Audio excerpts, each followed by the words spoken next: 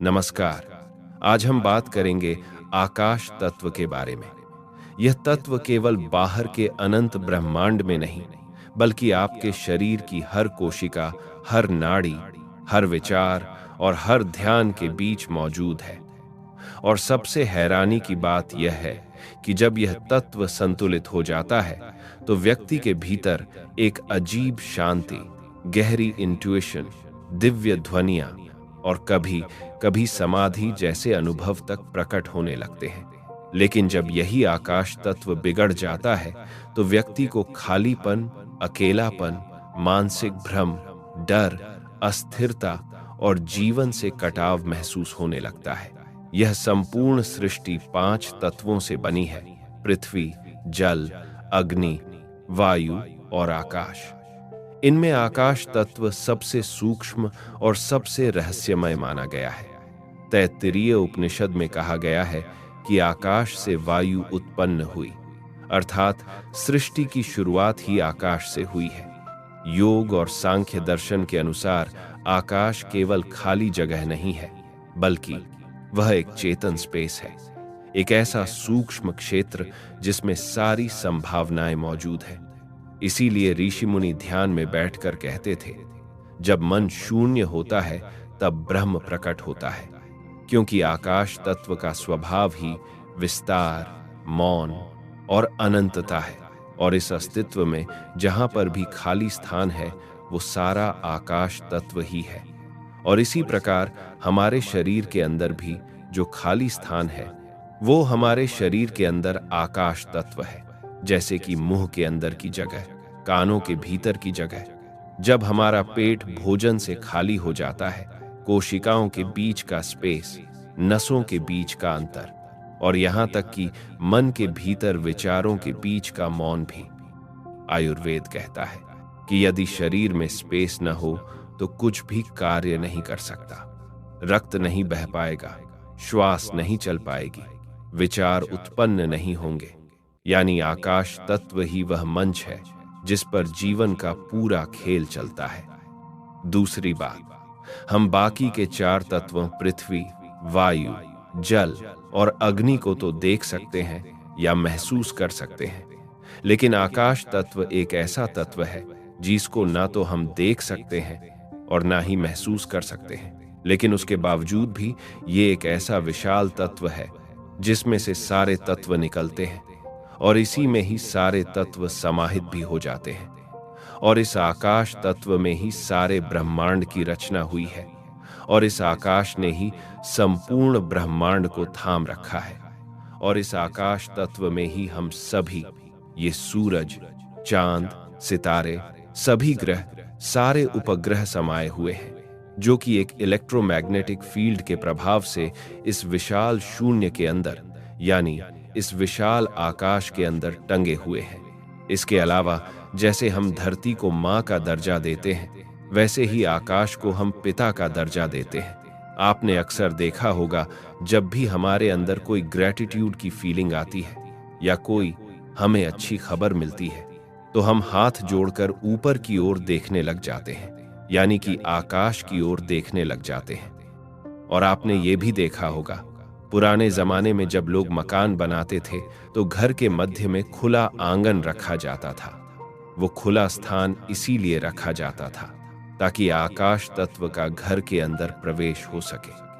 तो इन सब बातों से हम समझ सकते हैं कि आकाश तत्व का हमारे जीवन में कितना उपयोग है। अब हम आकाश तत्व से जुड़ी हुई कुछ अन्य तथ्यों पर बात करते हैं।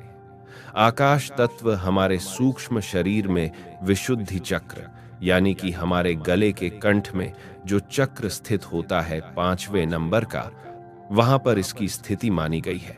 इसका बीज मंत्र हम है, इसका रंग काला है और इसका आकार बिंदु स्वरूप है। इसका स्वाद कड़वा है, इसकी लंबाई 2 अंगुल है, इसका स्वभाव स्थिर है। आकाश तत्व का संबंध सबसे अधिक ध्वनि से माना गया है, इसीलिए इसका मुख्य ज्ञानेंद्रिय कान है। आकाश तत्व के देवता ब्रह्मा जी माने गए हैं। शास्त्रों में बताया गया है कि ब्रह्मा जी से ही सृष्टि की उत्पत्ति हुई है, यानी आकाश से इस संपूर्ण ब्रह्मांड की उत्पत्ति हुई है। आकाश तत्व के 5 गुण हैं: राग, लज्जा, द्वेष, भय और मोह। यदि आकाश तत्व ठीक स्थिति में होंगे तो ये 5 गुण भी हमारे शरीर में अच्छी स्थिति में होंगे। लेकिन अगर हमारा आकाश तत्व असंतुलित हो जाए तो इन 5 गुणों में भी असंतुलन आना शुरू हो जाता है। इसके अलावा इस अस्तित्व में कहीं भी कोई शब्द या ध्वनि उत्पन्न होगी, वो आकाश तत्व के माध्यम से ही होगी। जैसे कि आपने देखा होगा, ढोलकी, बांसुरी, इन सब में खाली स्थान होता है और उसी खाली स्थान में, जिसे हम आकाश बोलते हैं, आवाज गूंजती है या पैदा होती है। ऐसे ही मानव देह के अंदर भी आकाश तत्व हमारी आवाज है। इसके बाद जो दूसरी चीज है, हमारे विचार, हमारी इच्छाएं आकाश तत्व से ही आती हैं। जैसे रेडियो द्वारा ब्रॉडकास्ट किए हुए शब्द आकाश तत्व में लहरों के रूप में चारों ओर फैल जाते हैं। फिर रेडियो की सहायता से उन लहरों को पकड़कर उन शब्दों को दूर दूर स्थानों में भी सुना जा सकता है। ठीक ऐसे ही केवल शब्द ही नहीं बल्कि विचार भी आकाश में लहरों के रूप में बहते रहते हैं। फिर जैसा हमारा मन होता है, ठीक वैसे ही हमारे विचार अपनी ओर आकर्षित करने लग जाते हैं। लेकिन जैसे एक ही समय में अलग अलग स्टेशनों से विभिन्न प्रोग्राम ब्रॉडकास्ट होते हैं, परंतु आपकी रेडियो की सुई जिस स्टेशन के नंबर पर लगी होगी, आपको केवल उसी का प्रोग्राम सुनाई देगा और अन्य प्रोग्राम आपको सुनाई नहीं देंगे। इसी प्रकार हमारे मन को जिस प्रकार की रुचि या इच्छा होती है, उसी के अनुसार हम आकाश तत्व से विचार या प्रेरणा प्राप्त करते रहते हैं। सृष्टि की शुरुआत से लेकर अब तक असंख्य प्राणियों द्वारा जो असंख्य प्रकार के विचार अब तक किए गए हैं, वे कभी नष्ट नहीं हुए हैं, वरन इस वातावरण के अंदर अब भी मौजूद है। वह विचार अपने अनुरूप जहां पर भी अपनी भूमि देखते हैं, वहीं सिमट सिमट कर इकट्ठे होने लगते हैं। उदाहरण के लिए, यदि कोई व्यक्ति नकारात्मक विचार बहुत ज्यादा करता है, तो उसी के अनुरूप बहुत सी नकारात्मक बातें उसे अपने आप दिमाग में आने लगती हैं। और ऐसे ही यदि कोई व्यक्ति सकारात्मक विचार करता है, तो उसी के अनुरूप बहुत सी सकारात्मक नई नई बातें उसे अपने दिमाग में आने लगती है।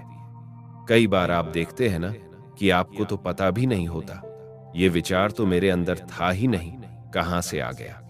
तो वो विचार आकाश तत्व में मौजूद है और वहीं से वो विचार आप आकर्षित कर लेते हैं। तो इस प्रकार हम जिस प्रकार का अपना मन बनाएंगे, अच्छा या बुरा, पॉजिटिव या नेगेटिव, उसी प्रकार के विचार आकाश तत्व से हमारी ओर आकर्षित होते रहेंगे और फिर उन्हीं विचारों के द्वारा हम कर्म करने लगते हैं। तो जैसा हम सोचते हैं वैसे ही हम काम भी करने लग जाते हैं। इसलिए हमें हमेशा अच्छा ही सोचना चाहिए ताकि हम अच्छे विचारों को आकर्षित कर सकें। अब हम बात करते हैं कि अगर हमारे शरीर और मन में आकाश तत्व असंतुलित हो जाए तो उसके क्या लक्षण होंगे। तो सबसे पहले आपको ये समझना चाहिए कि हमारे शरीर में पाचन, पोषण और निष्कासन, ये शरीर की 3 मुख्य क्रियाएं हैं।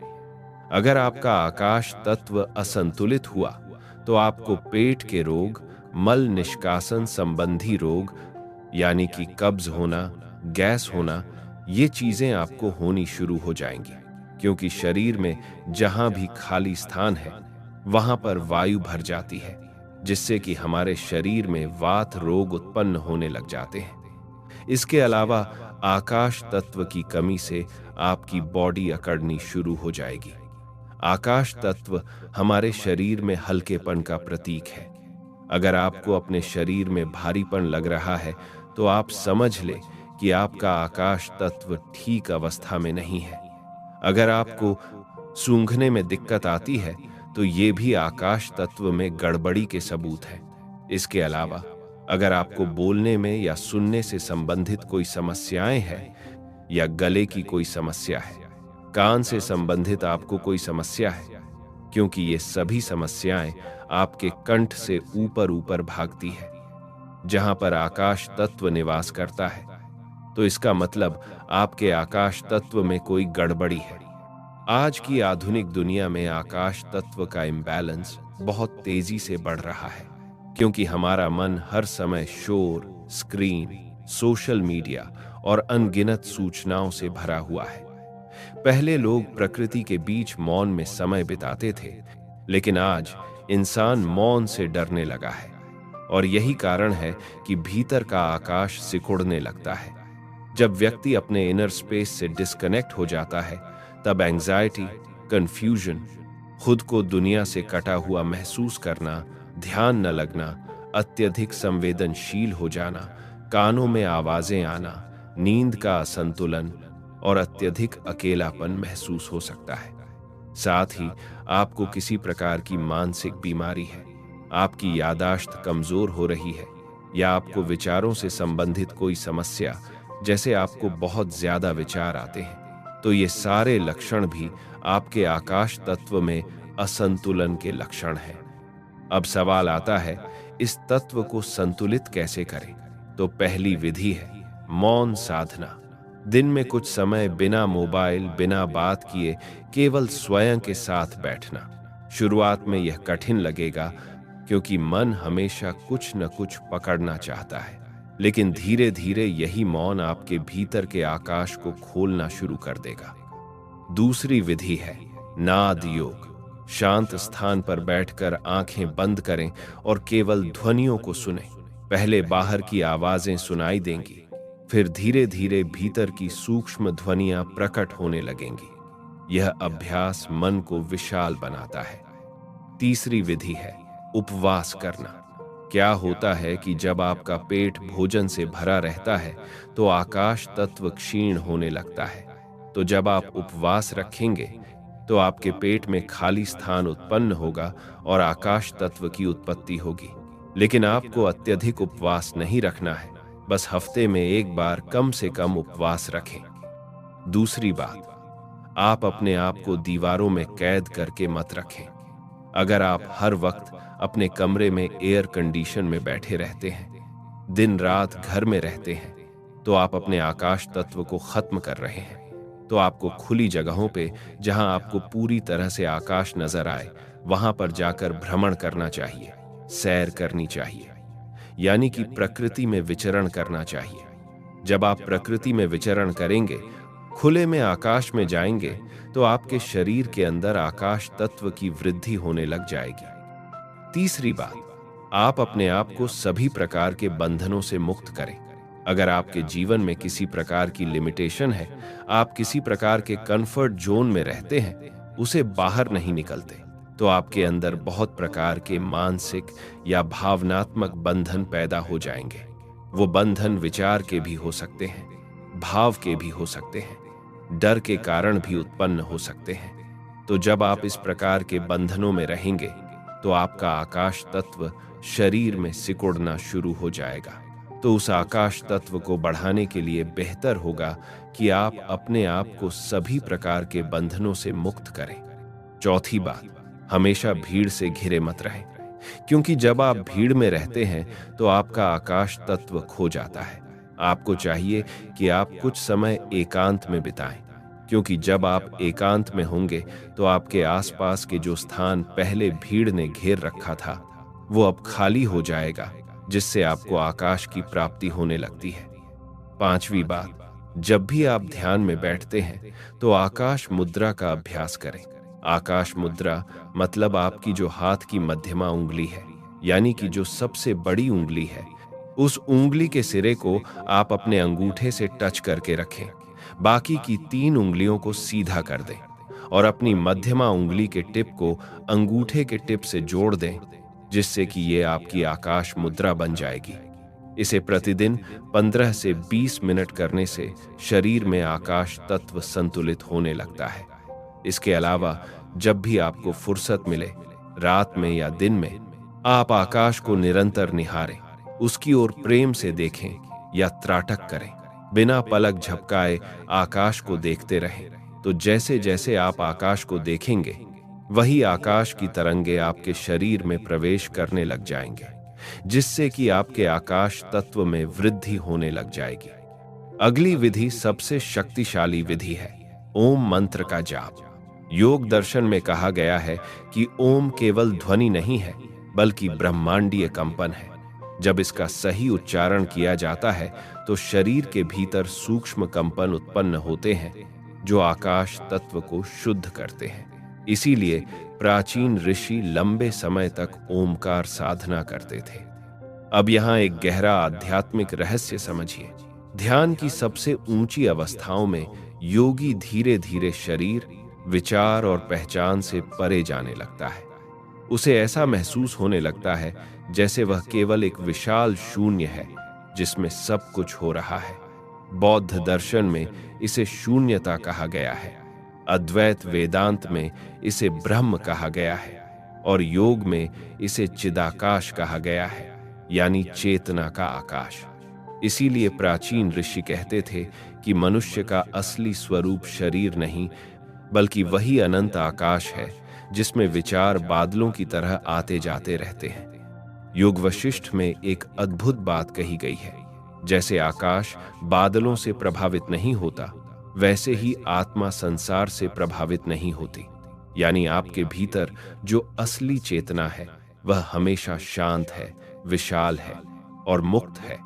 लेकिन हम अपने विचारों, भावनाओं और पहचान को ही स्वयं मान लेते हैं और यहीं से दुख शुरू होता है। अब जरा सोचिए, जब इंसान अपने भीतर के आकाश से जुड़ जाता है तो क्या होता होगा। प्राचीन योगियों के अनुसार सिद्धियां भी तभी प्रकट होती हैं जब योगी का आकाश तत्व अत्यधिक शुद्ध हो जाता है, क्योंकि तभी चेतना सीमित शरीर से ऊपर उठने लगती है।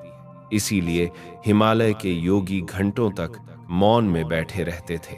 वे बाहर कुछ नहीं कर रहे होते, लेकिन भीतर पूरा ब्रह्मांड अनुभव कर रहे होते थे। तो अगली बार जब भी आप रात में आकाश को देखें तो केवल तारों को मत देखिए। एक पल के लिए आंखें बंद कीजिए और महसूस कीजिए कि वही अनंत आकाश आपके भीतर भी मौजूद है। तो मित्रों, प्रस्तुति कैसी लगी कमेंट्स में जरूर बताएं, और अगर आप हमारे चैनल पर नए हैं तो हमारा सात्विक चैनल को सब्सक्राइब अवश्य करें। धन्यवाद।